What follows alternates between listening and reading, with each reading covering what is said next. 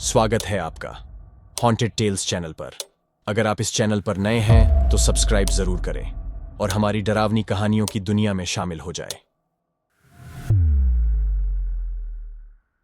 महाराष्ट्र के पश्चिमी घाटों में स्थित कसारा घाट, जो अपने तीखे मोड़ों और खतरनाक चट्टानों के लिए जाना जाता है। घना कोहरा और घना जंगल यात्रा में एक रहस्यमय आकर्षण जोड़ते हैं, जिससे यह अंधेरा होने के बाद यात्रा करने वालों के लिए एक डरावना अनुभव बन जाता है। भूतों और आत्माओं की अनगिनत कहानियों में से एक कहानी सबसे अलग है, बिना सिर वाली औरत की कहानी। वो अमावस्या की रात थी और रजत नासिक से मुंबई लौट रहा था। उसने भारी ट्रैफिक से बचने के लिए कसारा घाट का रास्ता लिया। घुमावदार सड़कें और घना जंगल यात्रा को चुनौतीपूर्ण बना रहे थे, लेकिन रजत को अपने ड्राइविंग कौशल पर भरोसा था। उसने भूतों और आत्माओं की कहानियां सुनी थीं, लेकिन अन्य लोगों की तरह उसने उन्हें मात्र लोक कथाओं के रूप में नजरअंदाज कर दिया था।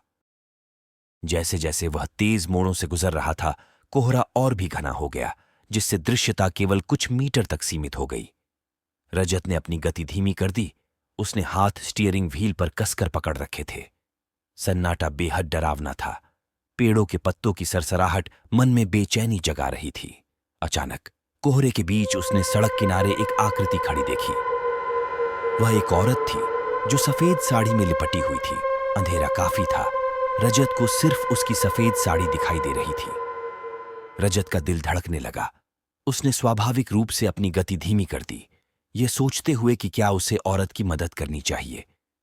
जैसे ही वह करीब पहुंचा, औरत ने मुड़कर देखा।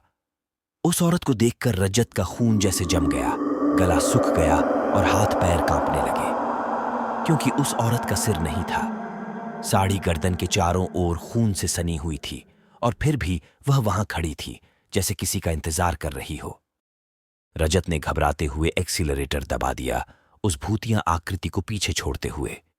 रजत रफ्तार से गाड़ी चला रहा था और कुछ मीटर आगे वो औरत फिर से दिखाई दी, सड़क के बीच में खड़ी। उसके चारों ओर जाने का कोई रास्ता नहीं था।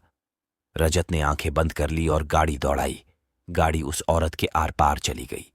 कुछ मीटर आगे जाने के बाद घबराए हुए रजत ने कार को सड़क से उतार दिया। कार किनारे के पास रुक गई। उसके हाथ पैर कांप रहे थे, दिल जोरों से धड़क रहा था।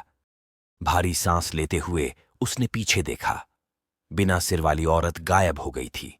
एक पल के लिए रजत ने सोचा कि शायद उसे वहम हुआ था, लेकिन फिर उसकी रीढ़ में ठंडक दौड़ गई जब उसने अपने कंधे पर एक ठंडा हाथ महसूस किया। उसने धीरे धीरे मुड़कर देखा। उसका दिल उसकी छाती में जोर से धड़क रहा था।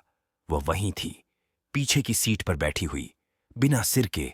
उसकी गर्दन से खून कार की सीट पर टपक रहा था। तुमने मुझे पीछे क्यों छोड़ा? एक आवाज उसके कानों में गूंज उठी, खोखली और दुखी। रजत चिल्लाया, कार से बाहर निकलते हुए। वह अंधाधुंध जंगल में भाग गया। अंधेरा और कोहरा उसे पूरी तरह से निगल गया। वह अब भी उसकी आवाज सुन सकता था, जो धीरे धीरे फीकी पड़ती जा रही थी। तुमने मुझे पीछे क्यों छोड़ा? अगली सुबह एक खोज दल ने रजत की कार को चट्टान के किनारे पर पाया, लेकिन उसका कोई निशान नहीं मिला।